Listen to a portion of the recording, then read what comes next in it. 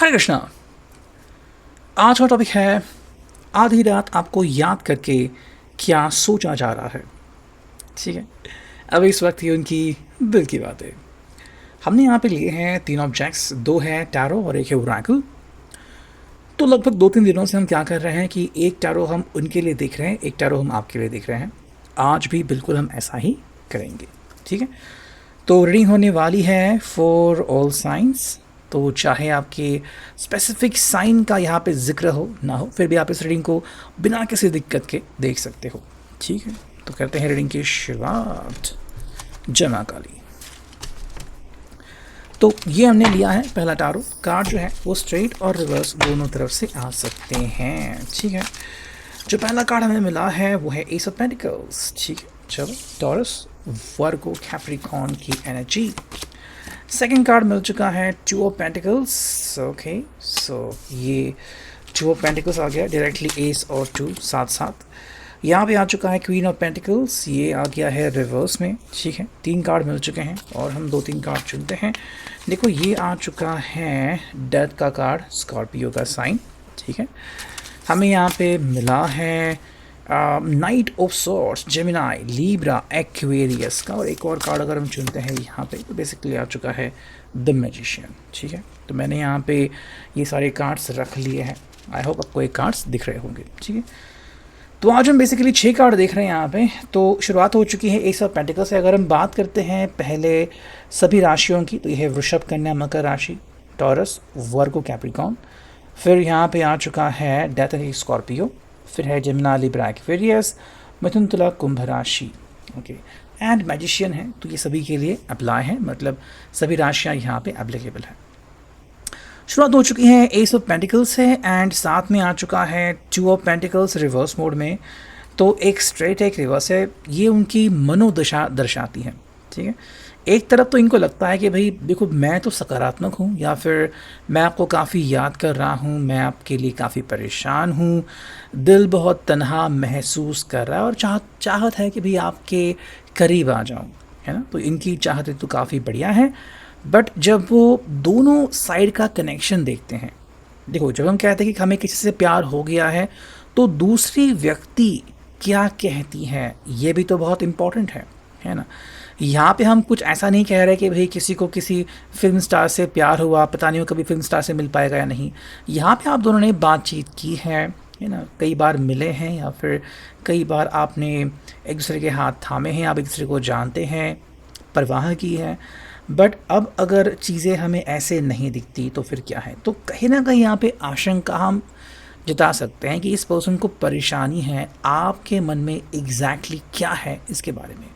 ठीक है, उनको मे बी लग रहा है कि मे बी आपकी तरफ से बहुत सकारात्मक बातें थी, बट अगर बीच में उन्होंने कुछ ऐसा किया था कि परेशानी उनसे आपको गुजरना पड़ा और मे बी दोनों को तकलीफ़ हुई, तो फिर इसका ज़िम्मेवार कौन है ना, किसको आप इसको ज़िम्मेवार कहेंगे। बिकॉज देखो सिंपल सी बात है, जब आप दोनों इस रिश्ते को शुरुआत करते हो और मान लो कुछ समय बीत गया, उसमें हंसी खुशी कुछ चीज़ें हो गई, कई बार किसी ने रोना धोना कर दिया, किसी ने ब्लेम कर दिया, किसी ने दोषारोप लगा दिया, बहुत सी डेवलपमेंट्स होती हैं। बट जब हम कहते हैं कि किसी को लगता है कि भाई चलो मेरी गलती थी, या फिर अब मुझे बहुत बुरा लग रहा है, मैं अकेला हूँ, मैं तन्हा हूँ, मेरी फैमिली बात नहीं कर रही, या फिर कई लोग जो है वो जॉब की वजह से, जॉब के सिलसिले में घर से बाहर निकलते हैं, कई बार दोस्तों का साथ नहीं मिलता, तो ऐसे में जो लवर हैं वही उनके लिए सपोर्टर रहते हैं। अब अगर उनसे भी छेड़खानी की जाए, उनसे भी अगर बातचीत ना हो, तो फिर इंसान के मन को शांति कौन दिलाएगा। बिकॉज बहुत कम लोग होते हैं जो जिसे कहते हैं हम स्पिरिचुअलिटी, आध्यात्मिक राह पर निकलते हैं। ठीक है, तो यहाँ पे हम कह सकते हैं कि इस व्यक्ति के लिए जो अभी फ्रस्ट्रेशन की बात है वो ये है कि अगर आप इनको कुछ कह रहे हो या फिर आपने कोई सवाल कर दिया, तो इनको में भी जवाब पहले से मालूम है कि हाँ मैंने गलती की थी, मतलब गलती तो है, इस बात को ये स्वीकार करते हैं। देखो नेक्स्ट कार्ड मिला है क्वीन ऑफ पेंटिकल्स। हाँ, यहाँ पे अगर बात करते हैं हम कि भाई चलो इसकी जिम्मेवारी कौन लेगा, तो आई थिंक ये पर्सन जिम्मेवारी लेने के लिए रेडी नहीं है। ठीक है, हाँ शायद वो आपको भला बुरा भी नहीं कह रहे हैं या फिर आपके ऊपर दोषारोप भी नहीं रख रहे हैं, बट ये भी कह रहे हैं कि भाई चलो मेरी कोई गलती थी तो चलो मान लिया, लेकिन इतनी भी बड़ी गलती नहीं थी, है ना। यानी कि आपको कन्विंस भी नहीं कर रहे हैं कि आप मुझे माफ़ करो, और ये कह भी नहीं रहे कि मैं ही इन सब के लिए ज़िम्मेवार हूँ, ठीक है। थोड़ा सा ईगो तो हमें दिखता है, बट मोस्टली हम कह सकते हैं कि ये पर्सन इस हालत में नहीं है कि पूरा दोषारोप खुद के ऊपर ले, ठीक है। तो ये बस इस बात पे ही अड़ गया है कि चलो जो भी हो जाए, अगर मैं अभी कह रहा हूँ कि मुझे पश्चाताप हो रहा है तो तुम्हें मुझे स्वीकारना पड़ेगा, तो ये आपके ऊपर एक तरह से रौब झाड़ रहे हैं, ऐसा हम कह सकते हैं। देखो यहाँ पे आ चुका है डेथ का कार्ड, मतलब कि इस रिश्ते में अगर डेवलपमेंट कुछ हो रही है तो वो है चेंजेस की, या फिर कि भी एकदम से अगर कोई कह रहा है कि आपको मान लो अगर आपने कुछ सोचा था कि चलो इतना सब कुछ होने के बाद अब एटलीस्ट मैं इस पर्सन में कुछ बदलाव एक्सपेक्ट करता हूँ या फिर कुछ बदलाव एक्सपेक्ट करती हूँ, है ना। तो अगर ये बदलाव नहीं हो रहा, ये पर्सन अगर वापस से वैसे ही व्यवहार कर रहा है, तो यहाँ पे डेथ का मतलब है कि ये पर्सन ने शायद जो बचा कुचा था उसको भी तोड़ दिया है ना। और दूसरा मतलब निकलता है जो हम हमेशा कहते हैं कि भाई परिवर्तन ये इस जीवन चक्र का एक अमूलाग्र भाग है, आप इससे पीछे हट नहीं सकते, चाहे आपको अच्छा लगे बुरा लगे, ठीक है। तो इस बात के लिए इस पर्सन को रेडी तो होना ही पड़ेगा। आई थिंक इनसिक्योरिटी इस पर्सन के लिए सबसे बड़ी दुश्मनी की वजह है। ये पर्सन खुद ही इस बात को नकारता है, और मे बी इनसिक्योरिटी इसके लिए बहुत ज़्यादा तकलीफ दे है। देखो हम जब घर से बाहर निकलते हैं हमें नहीं पता कि भाई कौन कौन सी चीज़ों से हमें गुजरना पड़ेगा, जैसे कि मे बी वॉलेट घर पर रह गया, है ना, या फिर कोई इम्पोर्टेंट जो कागजात है लाइक आरटीओ के आरसी बुक हो गया, है ना, या फिर लाइसेंस हमने घर पे रख दिया, या फिर हम कोई इम्पोर्टेंट गवर्नमेंट ऑफिस में जा रहे हैं और हमने पेपर से घर में भूल गए, तो ऐसे में फिर क्या होगा क्या नहीं होगा, हम उसके लिए हमेशा प्रिपेयर नहीं रहते। बट वहाँ पे हमें बदलावों को स्वीकारना होता है कि चलो आज तो काम नहीं होने वाला, फिर आज मुझे फ़ाइन भरना पड़ रहा है ना। अगर हम दो नेक्स्ट कार्ड देखें तो ये आ चुका है नाइट ऑफ सॉर्ड्स रिवर्स में। देखो यहाँ पे इस पर्सन को लग रहा है कि भाई चाहे मैं जो भी सोचूं जो भी कहूँ, मेरे पास फ़िलहाल बोलने के लिए वो बातें नहीं है। मतलब ये पर्सन चाहे कितना भी सोचे यार, अहंकार से गुर्राए, भाई देखो ये आपके ऊपर फ़िलहाल रौब नहीं झाड़ सकता, है ना। मतलब एक तरफ से हम कह सकते कि इस पर्सन को ठेस पहुंची है उसके ईगो को, कि भाई मेरा जो अहंकार है वो चूर चूर हो रहा है, बिकॉज मेरे पास अभी तुरुप का इक्का नहीं है। तो क्या है इसके पास? The magician reverse. ये अभी चाहे कितने भी कोशिश करे, किसी को भी कहे कि भाई तुम आ जा और हमारे बीच समेट करो, अगर अपने फ्रेंड से कह रहे, रिलेटिव्स को कह रहे हैं कि भाई चलो तुम्हें पता है कि मैं कैसा हूँ, बचपन से मैं ऐसा था वगैरह, बट ये पर्सन शायद बदलाव के लिए रेडी नहीं है, और यही बात यहाँ पे हमें तकलीफ दे दिख रही है, ठीक है।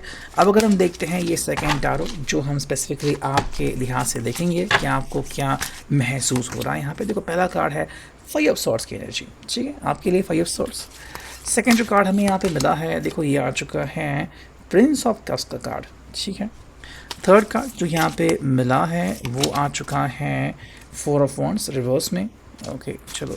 नेक्स्ट कार्ड जो हमें यहाँ पे मिला है वो आ चुका है क्वीन ऑफ वॉन्ड्स की एनर्जी, ओके। फिफ्थ कार्ड जो हमें यहाँ पे मिला है वो है टेम्परेंस की एनर्जी, एंड अगर हम फाइनल देखें तो ये आ चुका है डेथ, ठीक है।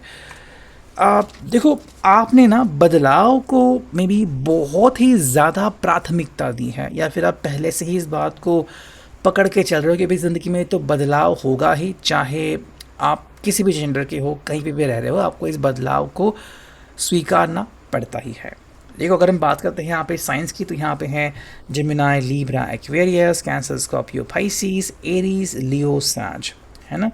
एंड यहाँ पे हैं सैजिटेरियस, यानी कि भाई जिसे हम कहते हैं कि धनुराशि, और यहाँ पे है डेथ यानी कि स्कॉर्पियो। देखो शुरुआत हो चुकी है 5 ऑफ सॉर्ड्स से, और यहाँ पे है पेज ऑफ कप्स का कार्ड रिवर्स में। आई थिंक आपका कहना है कि भाई अगर बात करनी है तो तुम मुझसे बात कर सकते हो, बट पहले सवालों से जो तुम घिरे हो उसका जवाब दो, या फिर जो परिस्थिति तुमने खुद तैयार की है, मतलब अगर इस पर्सन ने खुद ही गड्ढे में अगर जम करी है तो ये उसने क्यों किया, या फिर अब वहाँ से बाहर कैसे निकलेंगे, इसके बारे में इसको पहले तो सोचना पड़ेगा।